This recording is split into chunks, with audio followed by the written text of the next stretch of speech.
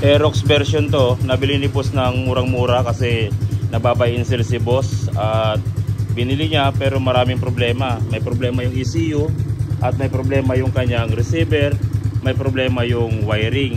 Ngayon sa ECU, nireprogram natin kasi yung ECU niya hindi match dun sa receiver, kaya nireprogram natin. Tapos niretrieve natin yung code, tapos yung wiring niya hinimay-himay natin para tinignan natin kung ano yung mga naputol kasi nabubulok na.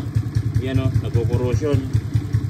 So pinagtiyagaan namin na ayusin yung kanyang wiring kasi yung wiring niya medyo may kamahalan. Nasa 8,000 to 9,000 nata ang wiring.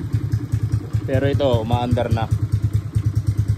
Sulit na sulit si Barkada sa pagkabili niya sa Aerox na to. Dahil nabili niya to, sinukuha na ng mga ibang gumagawa at halos ginak na ng may-ari na pinatambak na sa gilid. Tapos nakita niya sa online, binenta ng mura dahil nga sakit sa ulo.